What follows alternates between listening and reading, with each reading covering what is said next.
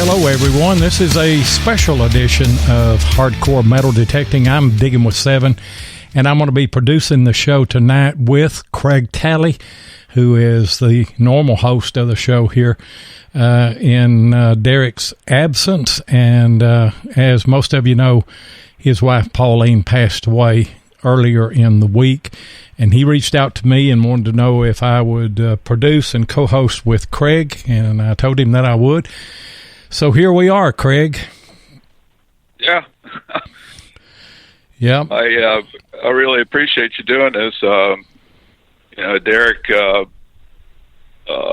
messaged me about the other day, and I was kind of worried about the show, and I said, just don't worry about it. And he said, well, I want to keep it going a little bit, and so I mentioned that you'd reached out to me and said, if you could do a show with us. And so I told him, I said, Lloyd's, willing to, help us out. And so he ended up calling you, but he was pretty rough for about 3 days. But last time I talked to him, he sounded much better. And I talked to him, I guess it was yesterday whenever I talked to him. And like I was telling you before we went on the air, I get so many robocalls that, when a number comes up, if I don't have them in my directory there, well, it doesn't have a name that pops up. And he was calling me from the house, and so I didn't have that number in there. Or if I did, I'd taken it out or something. But anyway, I didn't know who it was, but he left a voice message, and I went to it and seen who it was, and I called him back. And I don't know, we talked for maybe 30 minutes or so. And, you could tell that he's lost, and he said that, as he should be, because, how long have they been married? About 25 years, something like that? I think it's 23. 23? Yeah. Well, even that long, you become one, and it's just has to be incredibly hard. I never want to know what that feels like, although I know that me or my wife, one, will probably have to experience that someday. But you hate to see that, and so I just kind of thought we'd have a little bit of a tribute show to Pauline here tonight. And also want to open up the phone lines, because there may be some people out there that, I know that Derek will either try to listen to this show, may even try to listen to it tonight, even though he may not be in chat. But I know that he will listen to this eventually. And I just think it would be, something special to him if the friends of you guys' show, Hardcore Metal Detecting, if some of them called in and told their own personal stories about Pauline. And, I didn't know her as well as you do, so I'm just going to let you get started, and you just tell us a little bit about what you know about her while I'm putting the phone number here in the chat.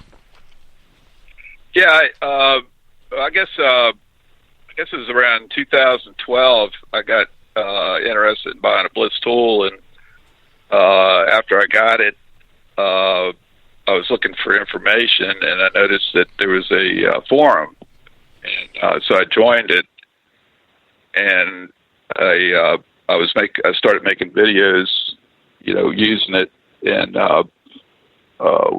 one day I got a call from Derek, and he said that a guy named Darren Groves, who was was selling them and demonstrating them over in Britain, that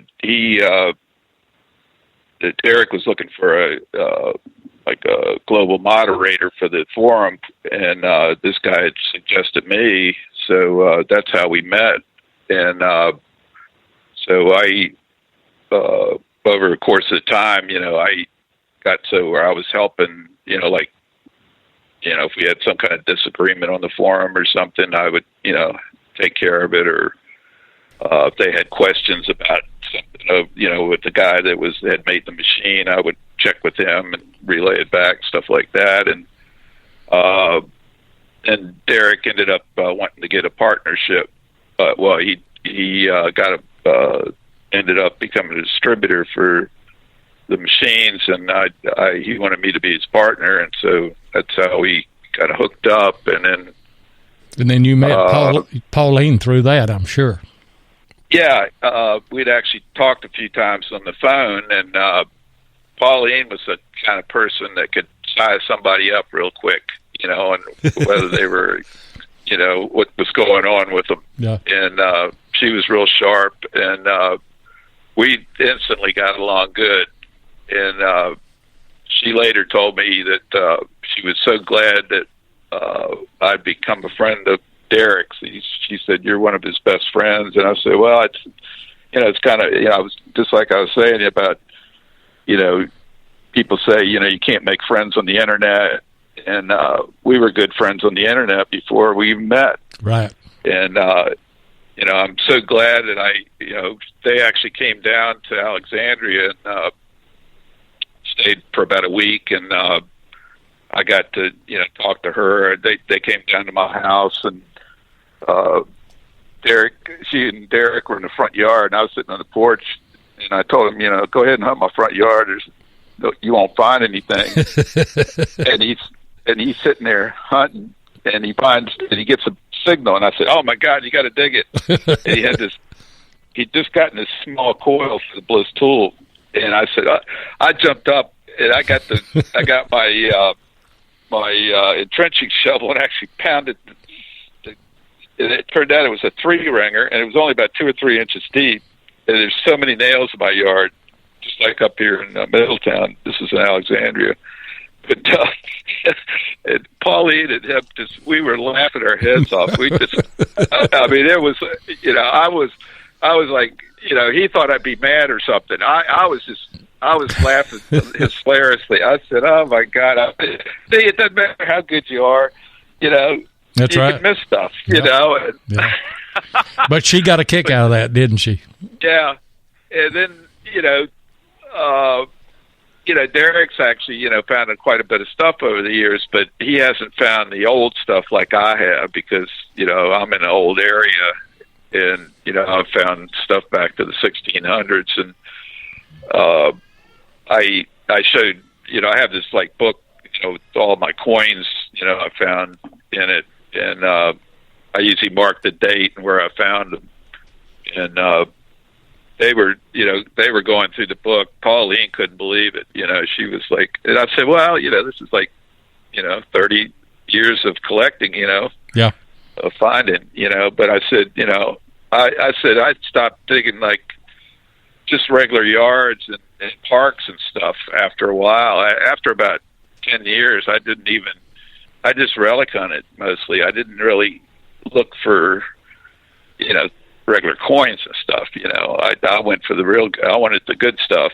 I didn't care about the quantity. I wanted, the stuff that people don't find very often, Right. So, and when we went up to Horsham, Pauline and Pauline went up there, and we actually had a show on the Bliss tool there. They had Mine Lab and a whole bunch of other people up there. But it was supposed to have been a hunt where it had never been hunted before, and it turned out it had been hammered. Yeah. And I knew it the first half an hour I was there. There was 17, I think a 1710 and a 1720 house. And so I told Derek we were hunting this field and we found a few things, but I said something's wrong. I said this place ought to be loaded, and there's nothing hardly. It's not even any signals, And so I saw all these sticker bushes along this whole stagecoach road, and I told him to go up in there. And he comes out. He goes, "Oh my God, I got a large scent." And he'd never dug one before. And I go, "That's not a large scent." He goes, "Yes, it is." I go, "No, it's better. It's King George II." And then he ended up getting this, flat butt, like a dandy butt, and so kind of saved the day for us. We found I got a drape bus large scent, but and anyway, we went back and Pauline was going, "Oh my gosh, it's unbelievable," And I said, we went where no coil's been before is basically what we did, we went back in the bushes, but anyway, Pauline, she was like cooking lunch for everybody, and she had like this setup right behind one of the houses, and everybody was like had chairs all around. It must have been like 20 people there, and people would take breaks and go back, and have coffee, and she had stuff to eat and stuff, and a lot of people met, that came away with saying, wow, she's a really nice person, and Pauline was just, you could talk, and next thing you knew, 2 hours or 3 hours had gone by. I talk a lot myself, so it's like when go ahead. Well, it's like when I was a little kid, I was always getting in trouble in elementary school for talking in class. I couldn't stop talking, My mom said that I asked questions all the time when I was a kid. Drove my dad crazy, but my mom would always answer them. Yeah. Yeah, my experience with Pauline, and you probably remember this, and I know that Bill Marsh remembers this, because you guys had been going for you were close to 2 hours, and somebody asked something, and Pauline got on the mic, and Pauline started talking about, I don't know, some kind of history or something of maybe the property that Derek was hunting. I don't remember now what it was. And everybody in the chat was saying, somebody call in. And so I called in, and me and Pauline got to talking, and the show ran for 3 hours, and it was a record. It was the first, I guess, 3 hour metal detecting show. And now Bill Marsh, he will always say, we like an hour and 57 minutes now, and wanting to run the show again to 3 hours. But it was hilarious. And she knew a lot of history. And if I understand everything right, she had a lot of local history there in Florida where they lived at, and helped Derek out on a lot of that stuff, didn't she? Well, she goes back 13 generations down there, which, I'm a sixth generation Alexandrian, in Virginia, which is pretty far back, but, 13 generations is pretty incredible. I mean, how many people can trace their history like that back in the United States? I don't know. Well, but, maybe somebody like me that just turned 151 years old. But that's what they all say. But yeah, whenever he was working that bridge property, and I think that he's off of that site now and on to a different site, because I told him to get the heck off that site and go to a different site. He needed a change of venue. Yeah. He just wasn't finding anything at that site. And he walks into that new site with the Simplex, and right off the bat, he starts digging stuff. And, but I know that she helped him quite a bit in his research and everything. Of course, like you said, she's from there. She knows everybody. She knows the history there, and he had a great tool right there in the house with him. Was her knowledge and experience in that area, and I know that he will miss that. Yeah, it's that was his love of his life, and they were very close, and it's hard.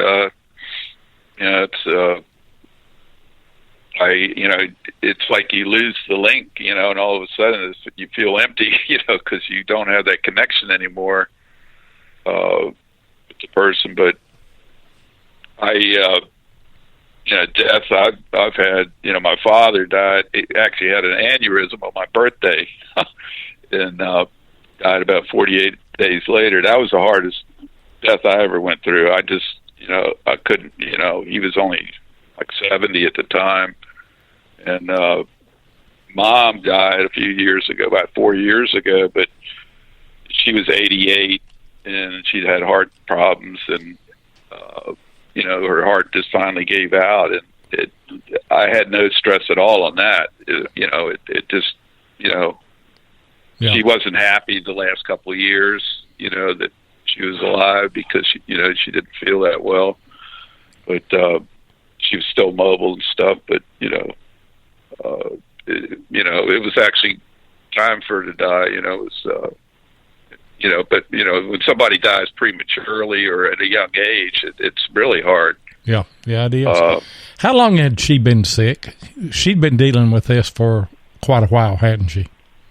Yeah, I think from what I understand, she had some problems with blockage in her heart, and they gave her some kind of dye, and supposedly this dye kills your kidneys, and then you have to go into dialysis, basically. And when I heard that, I'd never heard of something like that before, and I was thinking, that happened to me, I would say, just let me die of heart disease, God. Yeah. Because, she fought a hard battle. I mean, Derek said, she was a real fighter, and, she didn't let it get her down. He was telling me, she went, to the VA, where, he's the president of the VA, and she was like, everybody there just loved her. I mean, she built that VA up like crazy. I mean, they probably got 5 times more business than they used to have. And she, people would ask, they knew she wasn't, doing well, but she would say, "Oh, don't worry about me. How you doing?"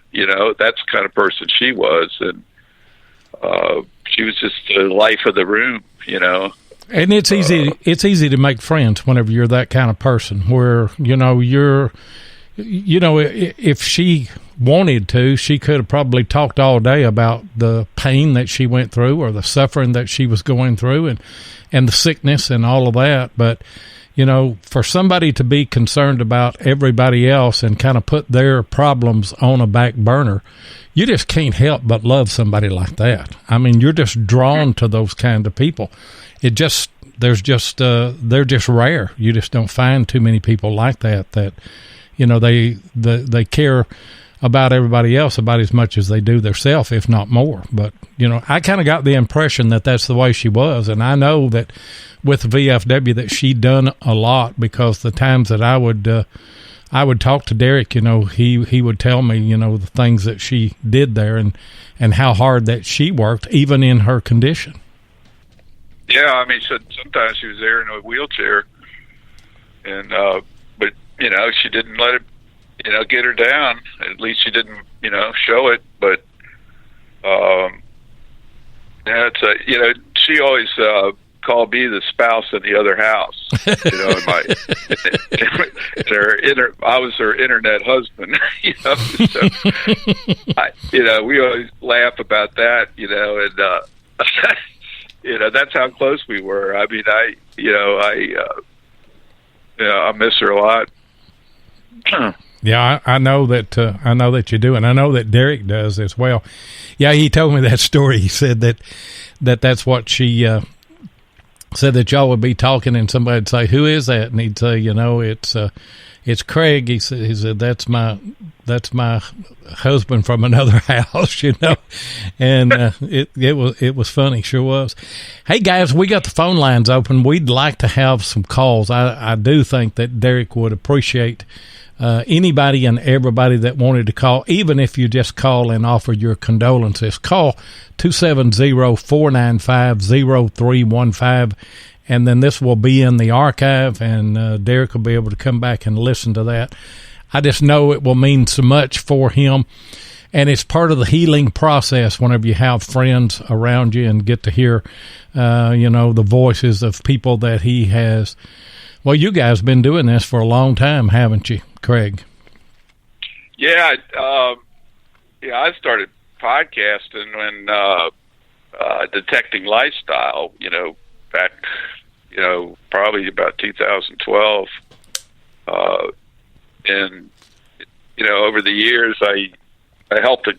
It was funny. I was like a natural on the show. I didn't bother me a bit. I don't have any nerves at all about it. And, but it's one of the hardest things for some people to do. Well, most people have a hard time speaking in public and same thing with the podcast. They're nervous. They're worried about what people think. About what they're saying or whatever. But one of the funniest one was all these once the podcast started going, Derek. We were doing the Phyllis Tool selling the machines, and we decided, we were looking at advertising, and a lot of it was expensive, and you weren't getting the bang for the buck. And I just mentioned, why don't we start a podcast? We can do that fairly cheap, and so that's how we got started. And Derek was, kind of nervous, and he was having trouble at the beginning, with talking on the show. Yeah. And now you hear him. He doesn't have any problem at all. No. No, he didn't have any problem at all. In fact, he has to catch himself to give you a little bit of airtime. I know. I have to almost jump in and just talk over him. But it's funny. We've gotten totally comfortable. We don't even, sometimes, I'll see something, about a new machine or some new technique or something like that, and we'll kind of put that in the show. But most of the time, we don't even worry. We used to worry a little bit about what we're going to talk about, but then we just started talking, and it goes in different directions. Somebody calls in. It's funny. I get a lot of people like the show because they say we talk about other things too besides metal detecting. Hey, Craig, we've got a call in. The last four numbers are 3533. Who have we got? Yeah, Lord, this is Steve Adams down in Mississippi. Hello, Craig. I just wanted to call and wish my condolences to Derek and his family, and sure sorry this has happened to him. Well, appreciate that, and I know that Derek is going to appreciate you calling in, and it's therapeutic whenever you have friends around you, Steve, and I just think that as many calls as we can get tonight, if all that they do is just say, that Derek, you're in our thoughts and prayers, and now, how long you've been listening to the show? Oh, I don't know. I listened to all of them, and I guess I listened to them as soon as I found them. I really don't know. A couple of years, maybe. Well, then you've heard Pauline. I remember Craig on what was that? 1,000 mics. Is that right, Craig? I remember him with that. I think you were on there with that Yankee guy from New Jersey. Yeah, Dave McMahon. I couldn't. Yeah. That was a wild show too. Got kind of too wild after a while. it got plumb risque. Yeah, it did. Well, we were like going to war against other groups and stuff. It was crazy. I mean, that's right. Was like nuts. I remember all of that. So, Steve, I've been listening to these podcasts a long time. Yeah, you've heard Pauline in the background a whole lot, then, haven't you? You've got to know her like I have. Well, I listened to I can't say that I knew the lady, but I knew she worked big for the VFW, and I was always proud of her for that. And it's just a sad time. You hate to hear anybody in the hobby that goes through tough times, but that's life. Actually, it is, and it is. We're all going to go through it. And the best way. Yeah, and by the way, go ahead. By the way, Laura, I'm several years older than you are. I don't know if that's the case or not. How old are you, Steve? Well, if you don't mind telling, I'll tell you my true age. Well, I was born 9/1/47. Oh, you're 3 years older than me. That's my true age. Well, my true age is I just turned 69 in December.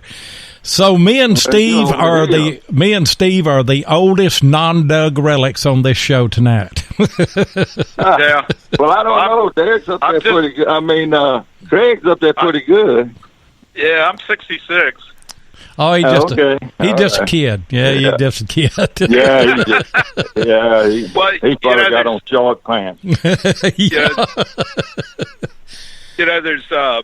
There's functional age, and then there's chronological age. Yeah, there you go. Yeah. Well, anyway. I know guys that are 75 that still can get down the ground and dig. And I know guys in their 40s and 50s that are having trouble, but that's a big problem I have. I don't have any problem getting down on the ground. It's the getting up that's killing my ass. Yeah. That's why you got a shovel. I will take my shovel and grab the handle of it and pull myself up. But that's exactly right. And Paul Forsyth. Paul Forsyth said he's 72 years old. He was born in 47, so he's a year older than even you are, Steve. No, he's a few months older than I am. Okay, all right. I was born in September. He's born in July. I'm looking at it here only. Okay. he and I are about the same age. About the same age. Well, still going, so that's good as well. Still going, and I'm looking down at the grass, so that's a good thing. Yeah, that's right. Well, let me get off here because I know Bill Marsh is wanting to call in. I can see the way he's typing and quivering on here. He wants to talk. Okay, Steve. Appreciate it, and thank you so much for calling in. And well, thank y'all for doing this show. I think it was a great idea. Okay. All right. Thank you. Thanks, Steve. Great guy there. Great guy. I could talk to him all night. I need to get him as a guest on Relics Radio. Love his voice and love his humor and everything. We do have another call that is coming in. 3533, I'll tell you what. I believe that you accidentally called me again, Steve. That's okay. Hey, Bill Marsh, I'd love for you to call in and talk for just a little bit. I know that Derek would appreciate it so much. And the same goes for everybody else. I mean, there's a lot of people. I noticed that Barb is in here. Diggerman is in here. Brandon from New York is on the show here with us tonight. Brian Stewart. Brian may have had to leave because he said it was morning there, and so he probably had to go to work. Some people have to work. I hate that for them, Yeah. Yeah. But I'm so glad I'm retired. But some of you guys call in. I know that Derek will greatly appreciate that. And like I say, this will be on the archives. And, if he's not listening tonight, he'll have an opportunity to go back and listen to it.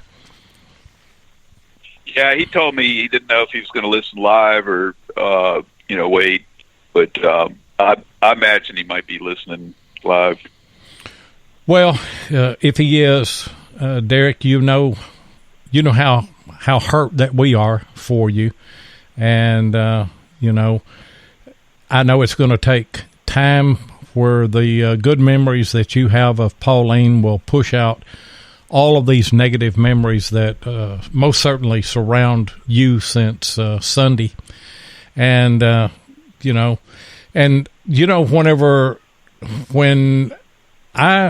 you sent me the message, Craig, I was on my way back from South Carolina. I was on the road, and he is on here. He put hi. So, I'm here, guys. Great. And, Derek, if you feel like it, if you want to call in, you can. If you don't, well, that's fine too. But I was on my way back from South Carolina, and I was driving, and, all I could do, I think I said, keep me updated or something. And then on Monday morning, I reached back out to you and told you that I wanted an update, and you told me that she had passed away during the night. And my wife and I, we had been talking about it. In fact, we got back in time for church on Sunday night, and I mentioned it to everybody there, and we had a prayer for her and for Derek. And so, But then, I was as shocked as anybody was. I mean, I knew that she was sick, but didn't know that she was that sick. So, all of our condolences to everyone.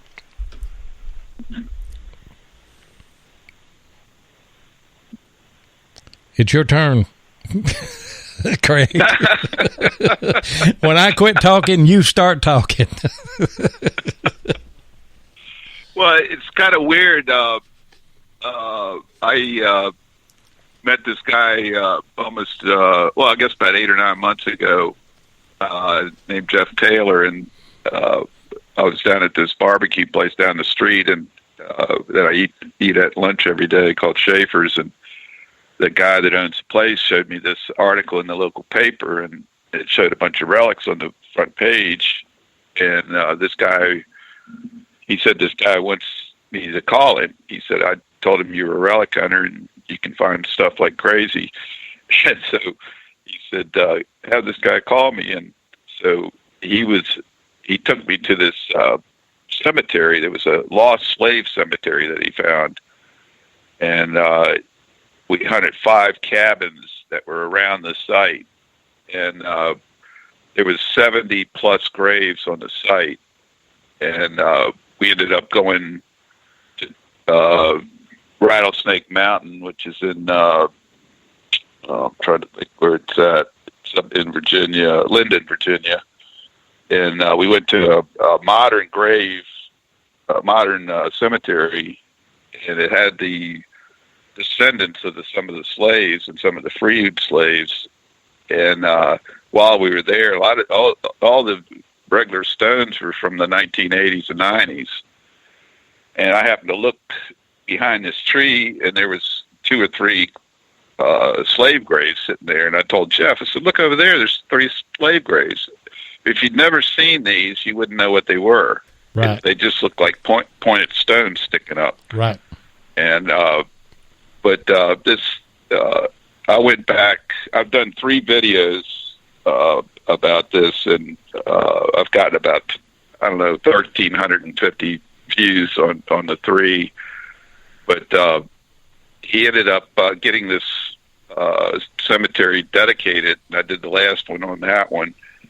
And they got 3 black pastors that are in town they were kind of skeptical about what was going on, but then when they found out that he discovered this slave place, and he's gotten a lot of donations, and they've cleaned it all up, and they ended up finding about 50 plus more graves. Yeah. So it's incredible. I went to the they had 2 Boy Scout troops in there cleaning the place up, and they've had one guy that owned a lumber yard donated the fencing for the whole place. Another guy made a really nice, he owns a sign business, made a really nice metal sign for the place. And they're starting to get donations. I think they're up to about 15,000. But they want to try to, really preserve this thing and make it into kind of an interactive park almost. And I've helped him out. When he first started, getting into it, he asked me to, if I could know anything about the internet. And so I said, well, I'll reach out and see if I can find some help about this. And I'd reached out to 4 different groups, and all the professional groups. They didn't want to give me any help. They didn't want to say anything. But where is this place, and who are you talking to as far as the historical people or the archaeologists? So I never talked to them again. But 2 black groups, one was in Rhode Island. They'd actually saved a cemetery, a black cemetery up there, and they went through hell trying to get this thing, from the city itself. Yeah. I don't understand why, but they said, the one woman said, we went through hell, but we got it done. Yeah. And she said, don't let anybody take this over. She said that's what they wanted.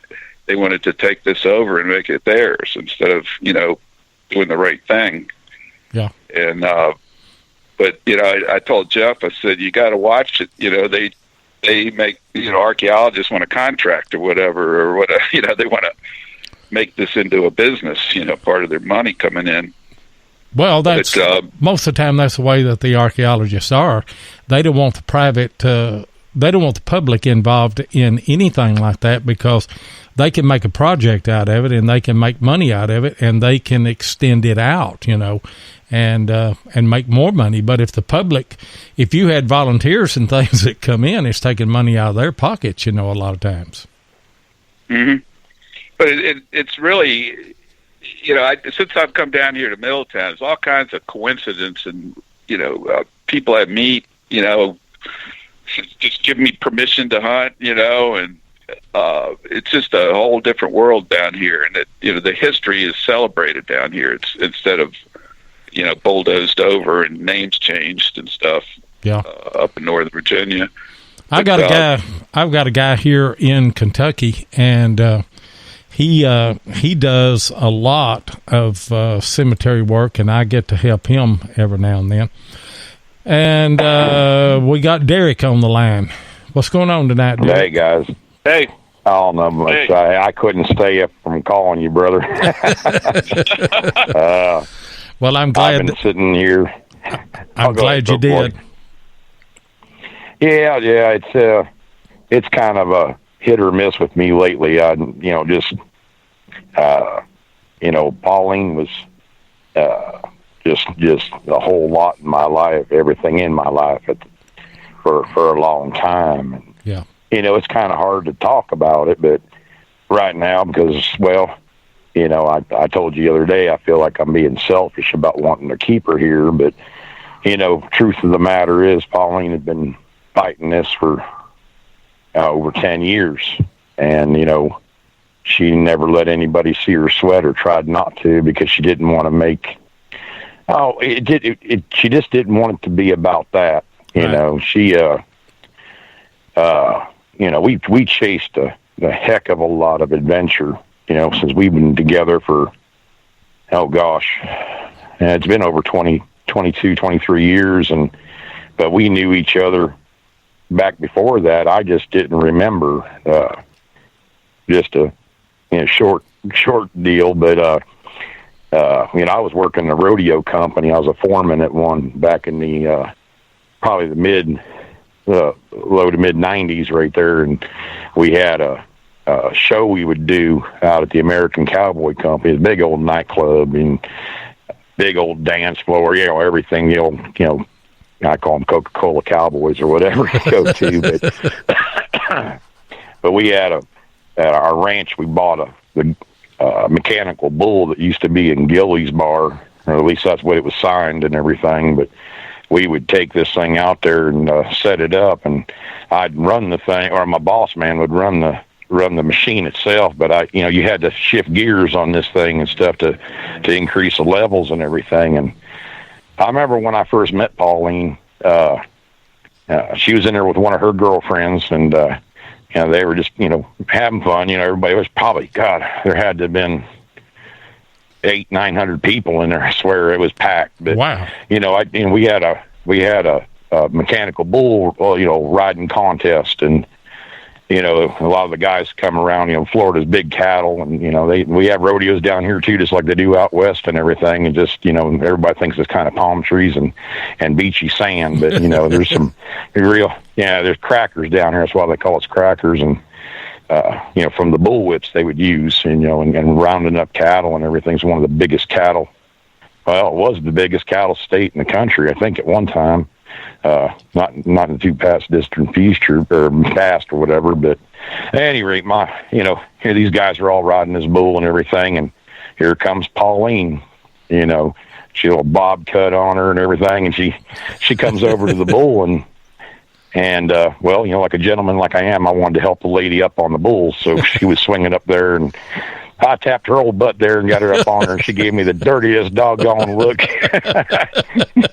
And she goes, anybody else, I probably would have knocked you on your butt right there, sir. And I'm like, I'm just being friendly. But Loy, she rode that bull, and she ended up winning. This thing went up to level 14, and I ain't even exaggerating. All them other girls come in there and ride the sexy cowgirl thing and all that, like they, like they do. But she get down there and ride with the guys, and she stayed on that thing. I was freaking out because, this thing ain't nothing to play with. I couldn't ride the doggone thing past level 8. It would just dump me off hard. But she rode that thing, and she ended up winning that night. And she'd come in later on, a couple weeks later. We did this every month or so. And she told me later on, this years later, I started, driving truck and stuff like that, or continued driving truck all around the country and stuff. And I'd stop in this pawn shop down the street, and I'd look at handguns and this and that and the other thing. I used to do a lot of cowboy shooting and stuff like that. And I didn't recognize her, because it was, it'd been 5 or 6 years or something like that. It seemed like. We'd known each other a little bit. I didn't remember her, but she said, well, if you ever want to go to the gun range, you pick out what you want. And I run this part of the pawn shop, and we'll take the guns out there. And, if ones you like, you can buy, because I'd buy guns all the time. And well, she had this big old rock on her finger, Loy. I mean, this big old diamond. And I'm like, well, this is somebody's, fiance or, something.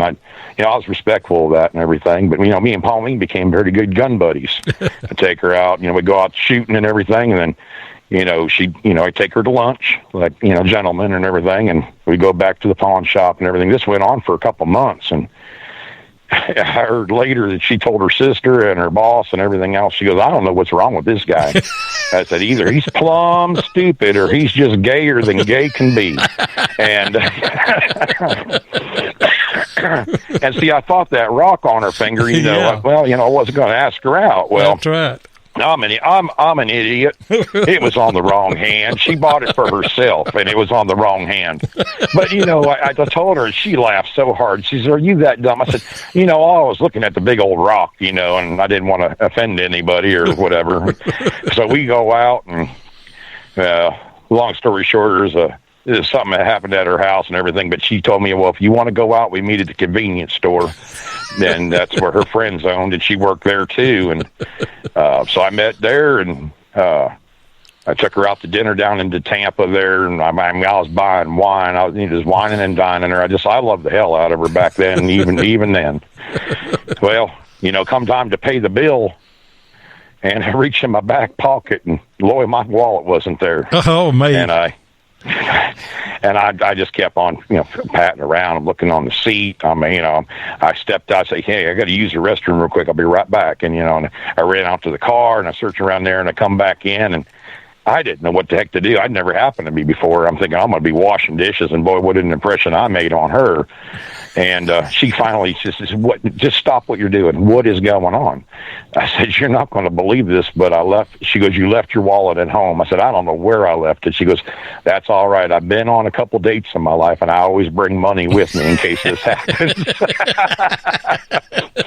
Y'all got off to a bad start, didn't you, all the way around? She just, I don't know, she just let it roll, and that's the way she always was. From the time I met her, she was working at that convenience store, helping out a couple that become our very good friends, and doing books for them and everything else, and not charging nothing, just helping them out. I mean, that was her in a nutshell. I mean, we run this country around, in a semi. I taught her how to drive semi, and my old co-driver and stuff, they all knew before me, Loy. I mean, I liked her a lot, but, my co-driver would tell me on a couple trips, he goes, you need to go out with her.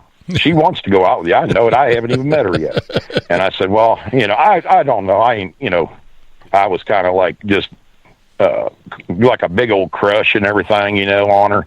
But I asked her out and everything, obviously, and well, we chased so many adventures. We've gone gold prospecting. We've gone to Tombstone, Arizona, and hung out. We just, Mount Rushmore. Well, you can get to Mount Rushmore, but like the Hoover Dam and Las Vegas and spend the weekend and everything. It was a lot of fun. Honey, I'm on the phone, just on show. But at any rate, my daughter stepped out. They came in from Colorado the other day, so yeah.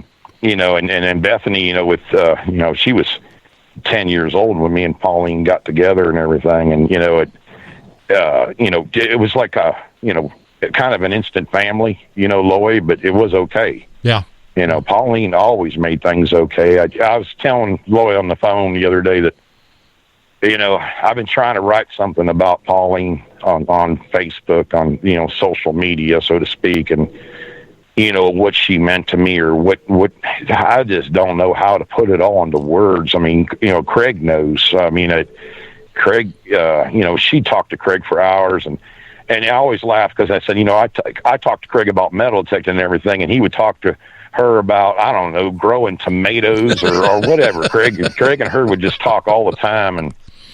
But I started noticing a long time ago that she never met a stranger. She just had something about her where she'd talk to somebody and they would just open up to her. Yep. And she would just and she wouldn't tell them what to do, but she would listen to them, and she would, if they asked for some advice, she'd give it and everything. But she did it just not for nothing else, but just to make them feel better. Right. And, I found out, we were out here last night cutting up and, passing some shine around and everything. You know how it is. But, her sister was here with me, and her sister stood beside her, from the time she went in the hospital and everything until she just left today. But, her sister was telling me stories how, she's a few years older than Pauline. And even at age 5, Lloyd, she reached and she was always trying to help people. I don't know. It was just the way she was. Now, she had a temper on her, too, because she's a cracker. Cracker women have that side. It's like a Southern belle. But, if she didn't, I always tell people, she just, and she had a talent for it. You would have a discussion with her, or what you thought was a discussion, and you might have got loud with her or something like that. Well, she'd wait until you were done venting, and then she goes, now you're going to listen to me. And she would tell him in a nice way and politically correct. And I've seen it happen before. Big, burly people, it doesn't matter. I mean, she didn't care how big you were. She'd tell you what she thought. And, some of these people would walk out, and like 5 minutes later, they'd walk back in, and she goes, can I help you? She worked at a meat plant one time, and it happened. And she goes, can I help you? He goes, ma'am? He goes, I don't know how you did it, and I just realized it. You insulted the heck out of me, but I ain't mad at you. I don't know why. See? She's just that kind of person, wasn't she? She wanted to let him know he was being a horse's you-know-what, and, she got her point across the right way. But, they turned out to be the best of friends. He'd come in, and it was just, she just had that ability, and I've seen her do it with the VFW here. She was a president last year, and, I watched her do that, and I'm not a political guy, but I have my family there. You know what I mean? That's when you join a VFW, if you're there a while, you develop these, relationships with people. Right. And she would walk in there, Lloyd, and I don't care, you could lop her arms off, and she'd walk in and say, hey, everybody, and give all the hugs and everything like that, or just acknowledge each individual. And they would say, are you okay? And, she'd say, oh, yeah, I'm fine. How are you doing today? And, she just never let this renal failure stuff it sucks. And I see, people used to ask her, well, when's it going to get better, what they can do? And, and then she always told them, she goes, this isn't cancer. This ain't something like that. With those, you can fight like crazy, and sometimes you can beat it, and you can push it back or something. And with what she had, if she was lucky, it would stay the same, but 99% of the time it got worse. And, right up to the end, she was, I knew something was up, but, you just don't know sometimes, for sure. And it just, it got her, and she fought to the bitter end, but she went into no pain.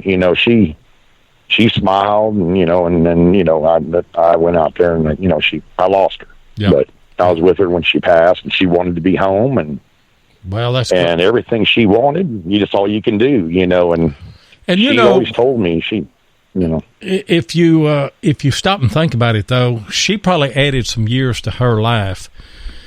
As short as her life was, as cut short as it was, but she probably added some years to her life with the kind of personality that she had, the way that she lived, not a bitter person, but a happy person, somebody that, wanted to get along with everybody, wanted to help other people. And, that's good medicine. I mean, the doctors will tell you that. And so she probably added some years to her life just by being the kind of person that she was. Well, I know she added a lot of years to my life because I wasn't on a very good path back. I mean, it was all, how you are in your 20s and you're full of, 10 feet tall and bulletproof, and I was doing some crazy stuff and, bull riding and everything else. And I'm a country boy, but I ain't from, some rodeo town or something. I learned it myself. And she came out to the ranch one time when I was still there, and she come out there, and Lloyd, she just had the idea that if she wanted to do something, by God, she was going to do it, and nobody was going to tell her that she couldn't.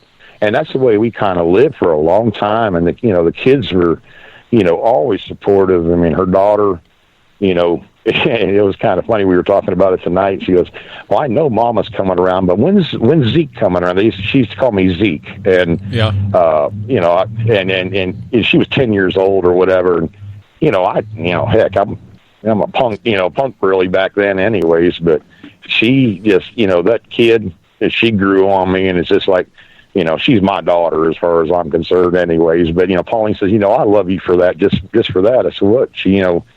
It's a family, it's family's always been big with us, and I've said it many times, you watch out for family and, family and friends, that's the important thing. And with her, we're going to have a celebration of life, what she said she wanted. She said, if she ain't having no viewing or anything like that, she said, if you wanted to see me, you should have seen me when I was live, but I don't want to see you now. So you got to come to the celebration of life. And we're going to have that. She wanted it about 3 weeks out, and that put it about February 1st at 2:00 here at Bushnell VFW, and she said everybody's invited. If you just want to come out and hang out, I know a lot of you guys are up north and it's snowing and everything like that, and we understand it. We wanted to give you guys enough time to make plans. If you wanted to come down, maybe we do some metal detecting or something like that, but we're just going to have entertainment and food and everything else. The ladies and gentlemen over there at the VFW, they were just floored. It actually happened on our post-birthday, 40th birthday, and they were more worried about her, but she said she didn't want no doggone tears. I mean, there's going to be some tears, but she just wants everybody to have a few beers and relax and have fun. That was what it was about. She's up there shouting and having fun. So, heck, I guess, that has to be good enough for me. I can't be selfish. And that was, I'm kind of lost. I just don't, when you spend, we had a schedule, Lloyd. It was just every day, doctor this and, this and that, and every day, the dialysis and everything. It wasn't about all that. She didn't, I don't want her. I never worried about it. I just did what I had to do with her and made sure it happened. But now I wake up in the morning and I'm up at 5:30 and I said, well, what do I do today? That's my biggest deal right now. I'm just. You'll figure all that out. I mean, because you've just spent so long. Taking care of her, which that was your job to do, and you did a good job of it, and all of that. She was, from what I can gather from her, and I wish I had met her, but it didn't work out. But got to talk with her and everything. But from what I can gather, she had a funny side too. I mean, there was a little bit of comedian in with all of that, wasn't there?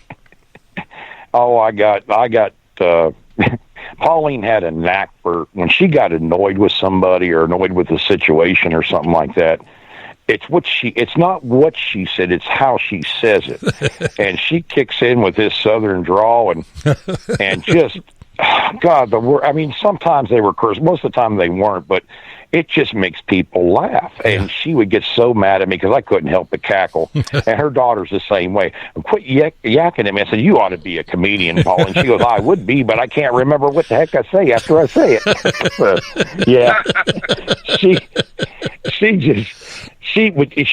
She'd walk into a room and she had to make a speech or something like that.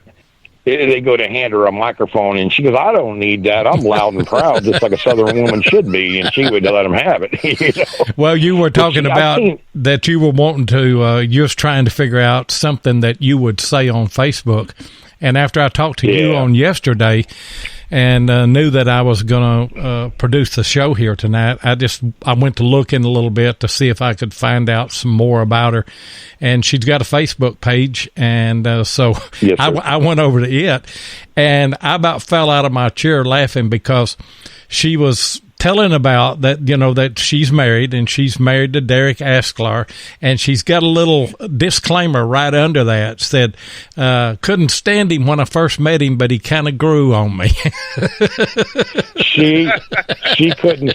Well, what it was I had a bunch of phone numbers in my front pocket that some ladies had put in there, and I never paid much attention to all that. But she goes, "You just thought you were all that, don't you? But you don't get to go out with me being." And I didn't know this until after I started dating her, where I remembered her from. So yeah, she never let me live that one down. But you know, I'm my family heritage. She used to laugh. She goes, "I'm from Pennsylvania originally, you know, up there in Erie, PA, just south of Erie, and." You know, I moved down here. I always say I was born up north, but I didn't waste no time getting south because it was a little bit doggone warmer than where I was at. So, you know, I came down, and my heritage is like Slovakian, and you know, she's a cracker through and through. Yep. So she called me a slacker. Yeah, so I was a transplanted cracker. So yeah, so you were a slacker. She definitely had it. Yeah. But no, we did stuff. I mean, one time she decided she was going to go up and see my boys up in Indiana, and I was on the road, you know, at the time, and she said, "I'm going to go up on vacation." I said, "All right, sweetie, I'll meet you over there when I get back to, you know, down here to Florida and get the next load out." And well, I got up there. She goes, "Well, you know, I think I want to move." And I'm like, "What are you talking about?" She goes, "I want to move up here." I said, "Well, you know, I just can't drop that. I can get another company, no problem." And she goes, "Oh, no, you don't understand. I already have a job." And she started working for a place called Custom Quality Meats out of Fort Wayne right there. And she goes, "I'm just a meat packer. You know, meat wrapper, whatever, meat wrapping up the meat and everything." It was a mom and pop, and they'd slaughter about 10 a week, and you know, she would make sure all the meat's wrapped up and everything. And then she turns around, and so I said, "All right, honey, you know, whatever you want, we'll chase another adventure." So, you know, I moved us up there the next weekend with the semi and everything, and within 3 months, she was managing the entire meat plant. And in the first year, Lois, she quadrupled their profit, and she had it running like a fine oil machine, and to the point where those, you know, the owners of the company, which, you know, they were, you know, so Seifert's, you know, from the potato chip, you know, one of the brothers started it up, and you know, they just let her run with it. And she had people coming in to get fresh, you know, organic or natural beef. You know, it's hard to find nowadays, but she made so many friends up there. You know, then we got involved in a community center down here, and met a bunch of people, you know, the First Baptist Church down here, and she got me, you know, right with God and everything too, you know, because I had a bit of a rough going for a long time there, but you know, she made me open up my heart a little bit, and you know, she just had that way with me. She could just blink her eyes, Loy, and you know, it was done. I was going to make it happen, and she, you know, she touched so many people over there too, where, you know, I told them, and even her old school teacher called me up yesterday morning, or day before yesterday, and she goes, "I just can't believe it. I had Pauline in this grade and that grade, and, you know, I got to tell Miss Aldine, and I got to tell, you know, a lot of these older ladies from the community, because everybody knew Pauline. She just, you know, you couldn't help but know her. Like, we go to the store, you know, and it wasn't that she was, but she was just a nice people liked her, you know, and she goes, "I'm sorry, honey." I said, "What?" She goes, "Well, so-and-so." I got to talking to her. I said, "Well, you just talk all you want to. It don't matter." I don't know. I just roll with it. It was okay. And some guys get upset with that kind of stuff. I don't know. It didn't bother me none. But she always, you know, she like, she wasn't going to let this whole failure, you know, kidney failure thing and all this junk stop her. I've seen Pauline come back from stuff, guys, most people would give up. And, you know, Lloyd, we had that, we had that situation last year, and right. She spent, 2 weeks in a hospital and coded and everything. And then all of a sudden she was right back up, and we were going at it again. She wouldn't give up, you know, and I told Bethany, my daughter, you know, and I called her and I said, you know, I told her what was going on, and, you know, Pauline and I and our daughter had talked quite a bit about this, and you know, we knew what needed to be done, but I thought I had 2 or 3 more years, and it just didn't work out like that. But, you know, and I told Bethany, and I started laughing. I couldn't help it. I said, you know, you mother, she's a stubborn Southern woman. I said, we might just think she's gone. She's going to jump right back up and be going again. She just, the fight in her, she is, oh my goodness. Yeah. I just, you know, Craig knows some of the stuff that's happened, and he goes, you know, she's okay. I said, man, she just, I've seen her go toe to toe with a man twice my size because he was being obnoxious. And Loy, she just don't back down. She's like a pit bull, but she does it with love. I don't know how to explain it other than that. It just, our nieces and nephews would tell you, you know, they just, you know, they have probs, growing pains, whatever you want to call them. And I got to talk to Aunt Pauline. You know, they call her Aunt Pony, but you know, Aunt Pauline, you'll help me and everything. And she always did. She just take the time to, you know, when you're growing up and you have these, you know, boyfriend, girlfriend troubles and all this other stuff. And Pauline just knew what to tell them, you know, follow your heart and do this way and that way. And they ended up making a decision. It usually worked out fine for them. She goes, but a couple of them today, I had my niece stop over. She goes, you know what, Aunt Pauline could chastise me for being dumb and doing something, but she always did it, and I never got mad at her. She hurt my feelings, but I never got mad at her. And then I come back the next day for more. I said, well, she always told you that if you want her to lie to you, she will, but she ain't gonna do it on purpose, or you know what I mean? She's gonna tell you the truth. Right. So, you know, it's just it was nice to help them out. You know, it just, you know, when your kids are one thing, but when you have other young people, you know, she was just easy to talk to. Yeah. You know, a lot of them were broke up about it, and I said, don't be. I said, I'm all right. Now I'll be okay, and she's okay. And I find myself, you know, worried about a lot of our friends and stuff like that. I just, I don't know, Loy. I just can't stand to see somebody. She didn't want nobody to be sad. You know, we know we're heartbroken. I mean, that's the one thing I gathered from, you know, saw a lot of the messages is that, you know, people were heartbroken, and she gets that, I know, but right. It's like she's in my ear half the time. You know, she just, don't cry for me, celebrate me, because I made it out of here. Well, and, I'll tell you know, I didn't give up, and I fought like heck to the end. So I tell you what, this is the secret to you getting from day to day to day, is remembering and talking about the things that you've called in here and talked about tonight. And she will stay alive as long as she's alive in your heart. And that's going to be the secret to keeping your life going on the right track as well. It's not going to be easy, but it is possible. And yeah, she just loved the show, you know, and she's watched me do this stuff, guys, and always been supportive to me. And she'd joke, and, you know, Craig knows she had a name for every one of my metal detectors. I mean, you guys talk about how your wives get annoyed with you, or you ladies out there that buy them and your husbands get annoyed with you. She'd say, though, well, this one's your mistress, and this one's your girlfriend, and this one, I say, I had the coolest wife. I took her to the beach one time, and I think I got a video where I said, how cool is this? My wife goes to the beach with my girlfriend and my mistress, and I had 2 metal detectors sitting on the next lawn chair. You know, we just had fun together, you know, It just, that kind of friendship, you know, we were best friends, and we loved each other. You know, I mean, that's, what more can a person ask for, you know? And not a so, you know, that's what I'm going with, and that's what I'm sticking with. And, you know, my daughter flew all the way here. She goes, and I said, well, honey, you know, it is what it is. And she goes, oh, I know, I'm coming here for you. I'm going to see her. I'm going to see my mom, but I'm coming here for you, because she was worried about me. And, you know, I ain't no quitter either. I mean, I stand my ground no matter what. So, yeah, I'll get through it. But it's sad for me, because I feel like I'm being selfish more than anything else, wanting to keep her here. But I figure, you know, and, you know, I don't know. That's about all I can say about it, Lloyd. I had to call in, you know, because I just felt like I had to.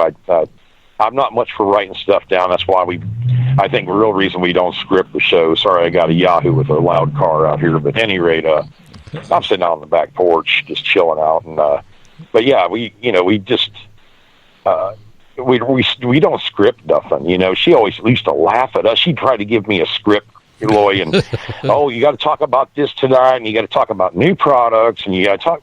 I said, Pauline, I said, I know you're probably right, because doggone it, Loy, it used to aggravate me because she usually was. You know, it didn't matter. I couldn't, you know. I used to, do you have to be right all the time? She goes, well, it's just what I do, you know. And she, you know, I get on there and start talking, and me and Craig don't know from 1 minute to the next. You know, she goes, you guys are amazing. You just get right on there and start talking. I said, well, I can't script nothing. I can't, you know, like you do, Lloyd, such a great job with the commercials and everything. You got that voice and everything else, you know, and I can't do that. I know, and I'm not going to pretend I can, but I want to have fun with whatever I do. Well, I think that's where... Yeah, the appeal of your show is the way that you do your show. People listen to it because they like what you do. That's you. You're not trying to be somebody else. I'm not trying to be somebody else. And that's the appeal of all of these shows, is that they're all about the same subject, but they're all a little bit different, you know. And yeah, she did a show, Loy, and I may put it up, where she was talking about that bridge property and everything. Pauline's history, and and I always say it was a good, colorful. You know, it just went way back, and then the people in her world, or her ancestors, whatever you want to call it, were such colorful people, and you know, cattlemen and gamblers and you know, fortune tellers and all this stuff. And it's, you know, I have all this information, and she told me when I was talking, I finally got permission on this property. She goes, oh yeah, I know that property. So that was my, whatever, 5, 6, 7 great grandmother or whatever. She lived there with so-and-so back in 1820 or something. And I said, what? And she goes, well, yeah. I said, why didn't you tell me? She goes, why didn't you ask me? You know, it's because she knows so much about this here. So, yeah, I ended up finding out a bunch of stuff, and, you know, family Bibles and stuff. And, you know, Pauline, you know, I taught her how to metal detect, but, you know, she could get permission, and we fought like for permissions like most other people do, you know, friends or whatever. And don't you hunt my property, I'll know it. And I know this man, and he's my great uncle, and he'll shoot you if you come on his property. So yeah, I didn't get away with much, you know. She was pretty competitive, but you know, she just liked to hang out with everybody, and you know, she, you know, like the different hunts and stuff. And you know, I don't know, she could just sit down with a group of people, and she brought them out food and everything else. And a lot of the guys from Florida came up to that hunt up in Pennsylvania and stuff. And, you know, she would have been to every one of them. I mean, she actually went to the DIV with me, but she was having some problems then and couldn't really, you know, walk around all day or nothing like that. But a lot of the people came up to the room, and, you know, we talked or whatever, had a beer, and, you know, it was a real nice group for that DIV that year. I had a lot of fun. And now these hunts are awesome for meeting people. I mean, you never go into them thinking you're going to find $1 million. You probably ain't, but you're going to meet so many good people in the hobby that it makes it worthwhile. I mean, most of these guys on the show, you know, on the chat here, you know, I met, you know, years ago, and I've hunted with several of them, and, you know, it don't matter if we talk once a year or whatever. Usually when we make check calls, you know, every 6 months or so, we call and see if each other are alive. You know, Chris Engel's one of them, and Bill Pendergrass, I see him on chat right now. And, you know, Bill, you can call in if you want to, brother. And, you know, Pauline and Bill would talk all the time. We've all hunted together, and, you know, stuff that, I don't know, Roy, you know, you've been in the hobby for quite a while and everything. You know what I'm talking about. Craig knows. You make lifelong friends. So. We're all in treasure hunting, but the greatest treasure that we find, and this is true for every one of us, is the people that we meet along the way. And a lot of them we're never going to get to hunt with face to face. But I consider you a dear friend, even though we've never met. I considered Pauline a dear friend, even though we had never met. And that is what's so special about this hobby right here. Hey, I want to jump in, and I'm going to let you talk some more, because I think it's good for you. But let me give the phone number out again. It's 270-495-0315. I've got it in the chat there. This is a good opportunity for any or every one of you to call in and just say something to Derek while we've got him on the line. Bill Marsh, I'm talking about you. We won't keep you 2 minutes. Just call in and say something, or Barb or anybody that's in here. but it's 270-495-0315. And I'll let you have it back for a little bit. I tell you what, I'll let Craig and Derek talk. This is their show. Yeah. What do you say, buddy? Well, I have to say you sound a lot better than you did a couple days ago. Yeah. Got to shake it off a little bit. I know it's tough and everything, but you do. Don't get me wrong, Craig. I have my moments. I have my blubbering moments too. So, but I hang tough in it. I'll be all right. I gotta figure some stuff out. It's just kind of hard after this amount of time. I told my daughter, I said, I don't know what to do with myself, and I said, I might go metal detecting for a week straight. I'll just stay out in the field and camp out there. I don't know. I just, I need something to get my world back into some kind of order. I guess it's normal. I don't know, Loy. I mean, I've lost. Well, I've had 40 people in the last 2.5 years, and so it's, including a lot of family and stuff, and you just don't. I don't see where you ever get used to it, So it's rough, but we all deal with it, and it's always some kind of. Craig and I talk about that sometimes. Everybody has something that's messed up in their world, and we kind of help each other through it, hopefully, and that's all you can do. But it's we stand together. A lot of us do, and it's nice to do the show. I tell Craig all the time. I said, I don't. Craig, I don't even know how many shows we've done, brother. I mean, we've done them thick and thin for 4 years, and I've traveled, and now we're doing like 4 shows a week. Where we were just doing 2 before, but it's time flies. It's crazy. I guess we started 4 years ago, or was it something like 5 that? Years ago? I think it's been 5 years. I know, at least something like that. Yeah, because we did Mixler, and then we moved over to 1,000 Mics, and then we would come over here to Spreaker. Yeah. Yeah, it's funny how those platforms are so bad. And we finally got the Spreaker.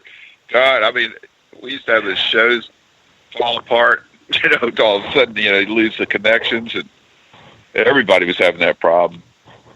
Oh yeah. It's just the technology hadn't caught up yet, or the programming or whatever.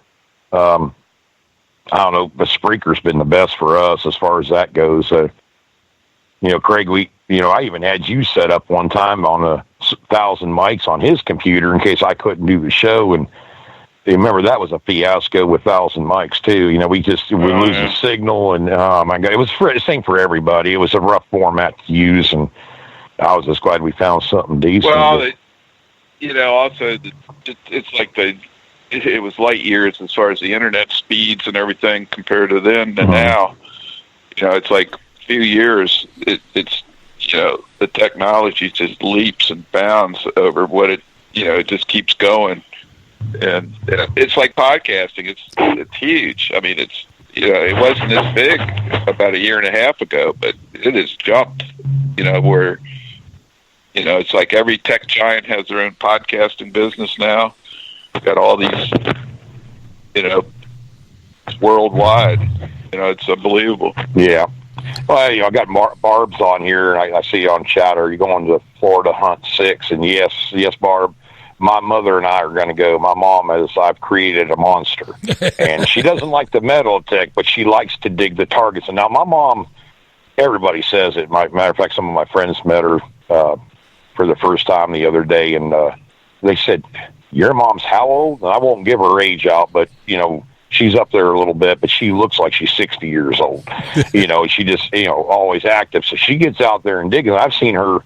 Well, Mike Miller and Mark Hoover and a lot of you got Brian or Michael Boyles, and you all met her, and she hunted the Florida Hunt 4, and she's out there just digging like crazy. She thought it was the coolest thing, and we've gone to the beach and stuff and hunted the beaches, and it's just I was glad I could bring that into her world a little bit, because my dad, he passed a couple of years ago, of renal failure and stuff, and But he went up to the Detective Palooza up in Chicago with Dave McMahon and Chicago Ron, and I think, Josh Kimmel was there, and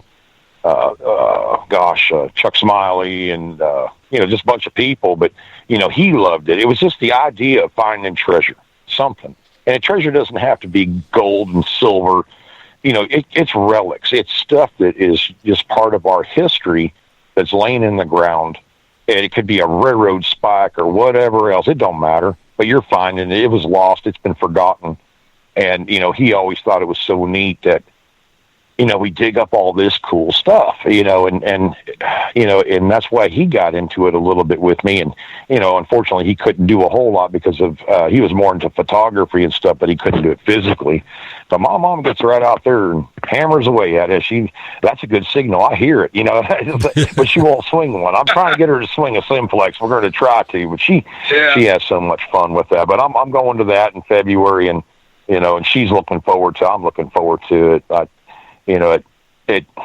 I just love being around people that love the hobby. I met, Dave Ettinger from Don't Tread on Me, and Dwight Collin from, New Age Goonies. And I can just go on and on, Bill Marsh and Bill Pendergrass and all those guys, Chris Angle, and, you just meet so many, Barb, and, I think I met Barb over at the CWPPO, but it feels like Barb's family anyways, because doggone, she's on chat all the time when we talk, and I know Pauline talked to her, and, it's just, you develop these friendships, and it could be anybody, Loy. You could be a doctor, and there could be a bum next to you that has a metal detector, and you guys would get along. Yeah. You know what I mean? You will. It knows no gender. It knows no age group. I have, there's younger girls and boys out there, Mark Hoover's granddaughter, metal techs, and, I know Josh Buckwater's son, metal techs, and, the women in the hobby are the guys. They are a force to be reckoned with. I know I've met several of them that are fantastic hunters, and at Central Florida Metal Tech thing, they just do it so good. And they everybody just works together and shares information and shows each other. It's nice. Hell. Yeah. What other hobby can you do that with? Well, it bridges a lot of gaps. It bridges age gaps. It bridges gender gaps.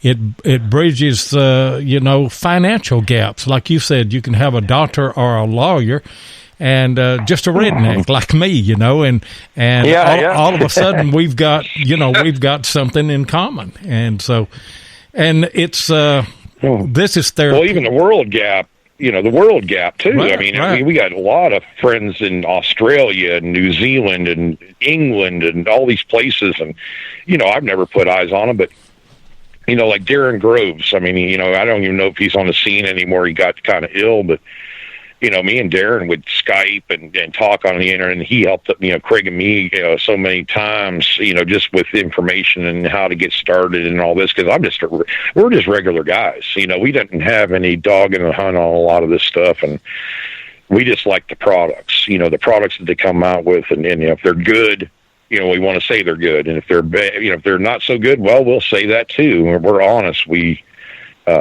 It's what I'm good at, testing and seeing what the potential is on a detector. That's what I've always loved to do anyways. But, we do it in a different way, I guess. And Craig is, he's a ton of experience. And, we have a solid group of people that just are very knowledgeable about different eras of history. Like the Civil War and the colonial and just even present. There's so much World War II and World War I stuff, and it spreads across the board. But as a knowledge base, our hobby is top notch. I mean, we put something up on a computer. Go ahead, Craig. Sorry, I'm running my mouth again. That's all right. But one thing we noticed is there's a lot of newbies or people that are just getting into the hobby reaching out to us. And, they want to, I started realizing that, if you don't know anything about the hobby at all, you're looking for information, Yep. It's where to go, what to do, once you get into the hobby, then you got to figure out what you got that you just dug up, Well, yeah. I told Craig a couple of weeks ago that it was, when I was doing those videos, Craig, it was like, why don't I just put the machine in my hand and metal detect? I mean, it would metal detect with me, learn the machine with me, because I don't know any more than you do right at this point. I make the video, I find the find, we hear what it sounds like, I dig it up. I mean, that's just metal detecting, but it's teaching you, somebody that's new to the hobby maybe, or new to the metal detector, at least what I'm hearing and what they think they should hear, it helps them. So why not help somebody else and have fun doing it, And the medium, the medium that we have today with the internet is absolutely, it still amazes me, because I remember the first time I was on a radio station was just a young man, and I did the weather report, and it came from the National Weather Service, and all I did was just sit down and read the thing, and it went to a little local town. That was it. That was all. Here we are. I'm sitting in Kentucky. You're in Florida. Craig's in Virginia. Barb is in, I guess Barb's in North Carolina. Pennsylvania. No, she's in North Carolina. And I didn't know Thunderdome was down at Murfreesboro. I hunt down that way. We'll have to get together sometime. But look at how we're all brought together with the technology. And then it's like you say, if you find something and you don't know what it is, 20, 30 years ago, you would have spent probably a year or more going to the library looking at books. You might have never found it. Now you can put it on Facebook and somebody will tell you within 30 minutes what it is, because of all the experience that we have. Yeah.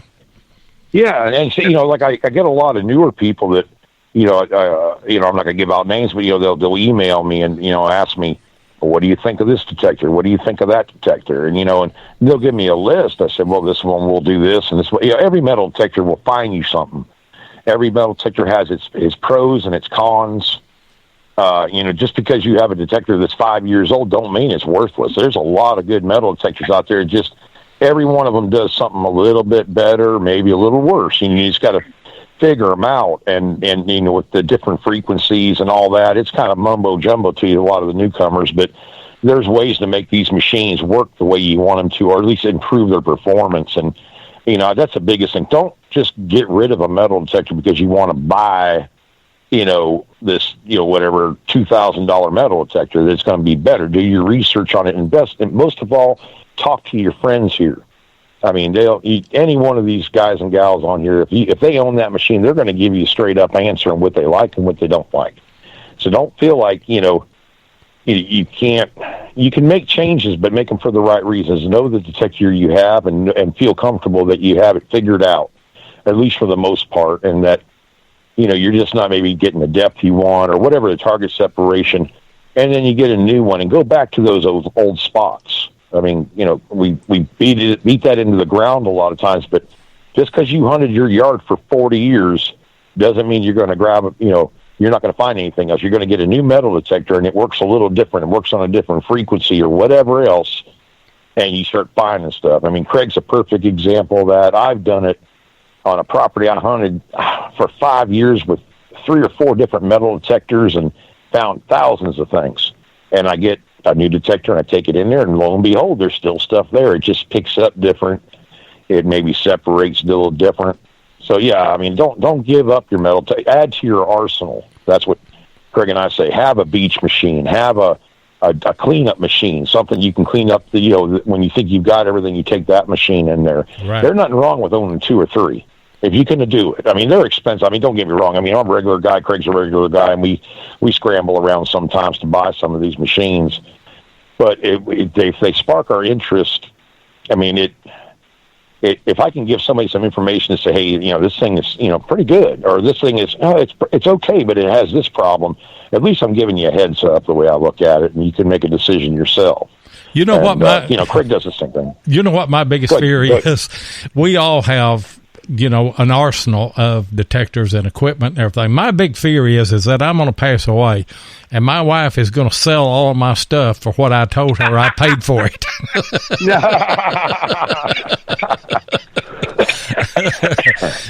She'll dig me up and kill me again when she finds out how much I've got tied up in all of this.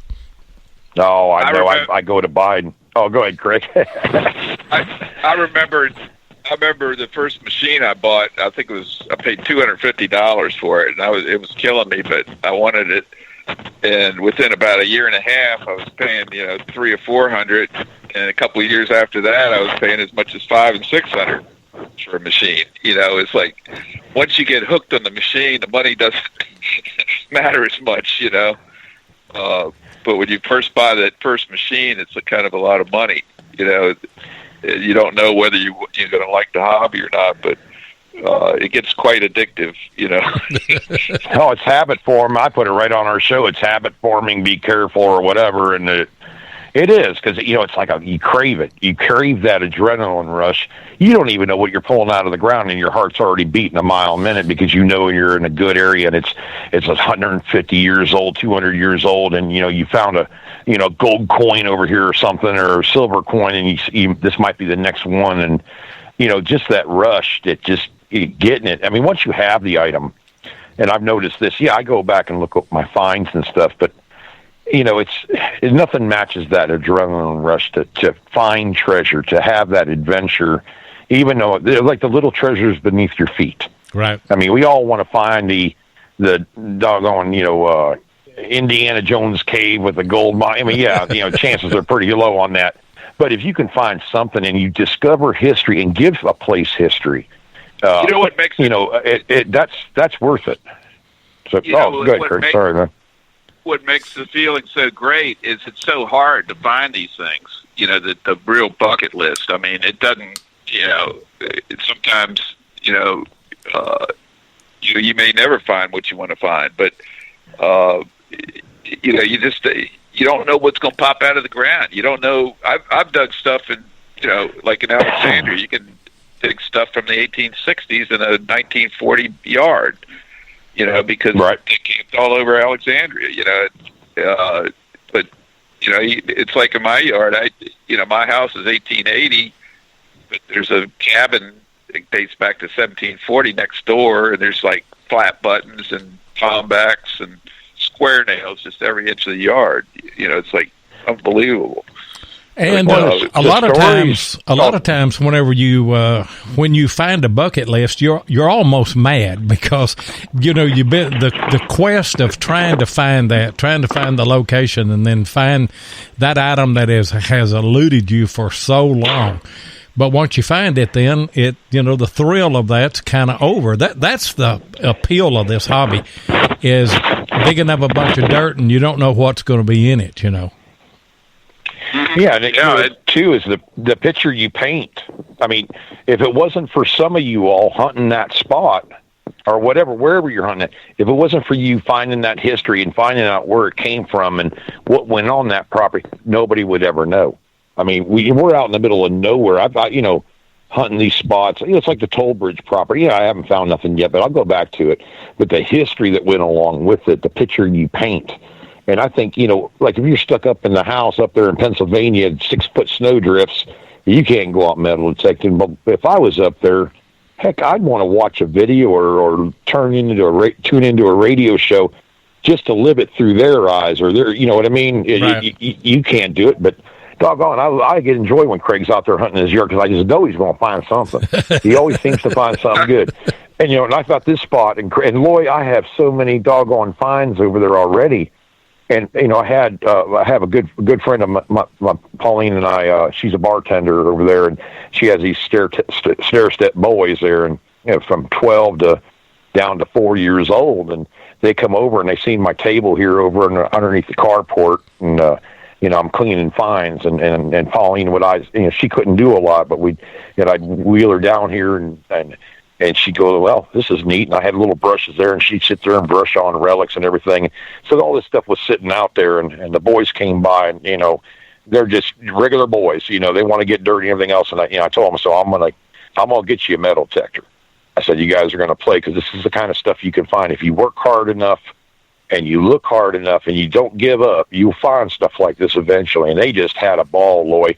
What's this? And what does this do? And, I had all that stuff from that one place, and I'm still hitting that. But I mean, old 1920s fishing reel, and then stirrups, and this and that, and the questions, even from the 4-year-old, what's this? What's this for? And it was just exciting. They're learning. Tell them, and man, and it made me feel so good to be able to share a little bit about history and maybe give them that bug that's something that they want to try and have fun with. I told them I tell everybody that if it ain't fun, it ain't worth doing. That's right. Anybody can work a job. You want this to have fun, to share with other people what you're finding and the stories that you can tell. And, I just think it's just, it is good for young and old. I mean, Craig, you remember Cody, finding that large scent over at the CWPPO hunt. I mean, that kid, Josh that was his first time metal detecting, Loy, with his first detector, and he was out there with his dad, Josh Buckwater, and he goes out there and finds a large scent, the only large scent I think was found that day, and we were giving up all the all the targets to them, for Sam Waters, and because she was involved with the CWPPO, and they were saving this stuff, right, trying to find the trail of Morgan Raiders. But anyways, the landowners, and they said, we're going to give this back to them, and they surprised, Cody, since this was your first hunt and everything, you get to keep your large scent. And that kid was just floored, and we created a monster that day. He had the biggest, oh my gosh, the biggest smile on his face when he realized he was going to get it back, because he knew he was, he didn't think he was going to get it back, and all of a sudden, those people that own that property were really nice. But the next hunt, Craig, you didn't make the next hunt, but Cody was at the next hunt we had at CWCPO, and boy, this kid was digging a hole, and he was down there with his pinpointer, and he's pulling out nail. Now he was there for 45 minutes on one hole, and he's, I still ain't found nothing, anything yet that's worth nothing, but I know there has to be something in this hole. And his dad finally had to come over and tell him, hey, get up out of the hole and keep on metal detecting. That's how determined he is. Yeah. And it was just, I could see that, the excitement, the adrenaline rush and everything. And it was fun. Even my mom, so I took her to that hunt too. But yeah, when you can bring that, and we have a lot in this hobby. I mean, I've watched pretty much nugget noggin grow up, for crying out loud. I mean, Craig, that back in, with a 2010, we watched his videos. The kid's having fun. I mean, he's an adult now, so he's not a kid, but Maddie is another one. Maddie was at the hunt with the same one as Cody was, and I remember joking with him saying, well, you're a little paparazzi, because he was going around with his camera. I think it was a DIV hunt. I'm sorry about that. It was a DIV hunt for that, but he's taking pictures and videos, and he was just all wound up. It was nice to see, and his dad metal detects, and they have, I think he does his own radio show or his live podcast show. Yeah, Maddie also does. He does Facebook Live. There was a funny one the other day where he was talking about when he first started digging, he really didn't like it, and he didn't, he got kind of disinterested, and supposedly his father planted all these coins for him to find to get him his interest back up, and he got hooked on them. And then he found out that's good though. Planted all this stuff. I tell you what, that's Derek, a good dad right there. Yeah. I tell you what. Sorry. This is a secret to you getting past this, is to share time with your friends. Continue to do your radio show, continue to metal detect, and just keep all the memories of Pauline alive and everything. We're past an hour and a half tonight, and I'm going to have to close things out here. I surely do appreciate the opportunity to get to come on and produce the show for you guys tonight, and appreciate everybody that came in the chat and everything. If there's ever anything else that I can do for you, I'm here. You just reach out to me. I appreciate it, Lloyd. Yeah, I just, it was nice of you to offer that and everything. And, it's just like, I couldn't, I told Craig, I said, man, I don't know if I can hold it together for 2 seconds on the show. I might lose it or something. And, that's the last thing I wanted. I wanted to keep my head about me and all that. And but I heard you all talking on here, and the gentleman, I didn't catch his name. He called from, I think it was Alabama, right? No, there. Mississippi. Steve Adams called Mississippi, Steve Adams and everything. And I'm like, you know what, just buck it up, Buttercup, is what she'd tell me, and you call in there and just have fun. And that's what, that's what I had to do, so I just called in. And I told him to post the same thing. I had to take me a couple of days so I can get myself regrouped here, and we can get back to having fun again, and so, but that we're having that celebration of life, and I'm sure they'll put it up on the Facebook page and everything on February 1st for 2:00. More than welcome to come in. I mean, it's potluck too. She always wanted that. Everybody bring a dish or whatever. You're down here in Florida or whatever, come on over. It doesn't matter if we ever met face to face. You know, if you want to come on out, you come on out. You know, we always put on well, there's a ton of people I know probably going to it, but I don't know. I told them we might have 20, we might have 200, but we'll have fun regardless. So that's all that matters. Well, everybody, anyway. Yeah, everybody just watch the Facebook pages, and Craig, you can share that over on Relics Radio page as well, and then I'll share it around, or you can just send me a private message or anything. But I appreciate the opportunity to be on here with you guys, and look forward to hearing you get back on the show. You'll do well. You'll do fine. You'll miss her for a long time, but I just you know, I don't know how you feel. I don't want to know how you feel, but anyway. Yeah, it's okay. You know, I mean, I'm okay. That's all that matters. You know, and you know, she's going to be all right. So yeah, I'm going to kick it in the butt like she would and say, get off your lazy butt and get out there and have fun, because that's what she wanted to do. That's, you know, that's her. I feel like she's singing in my ear half the time. So that's good, you know. Okay. So, yeah, thank you, Loy. And, we'll go ahead and let you go to sleep now, because we done kept you past. See what I mean about our show, brother? We can't do an hour. It's 2 hours, 3 hours, you know. Well, I appreciate it, and I will catch you guys later. Like I say, if you need me, you just holler at me, and I'll go ahead and close the show out. Appreciate everybody coming on, and I'll just close it out the way we started here.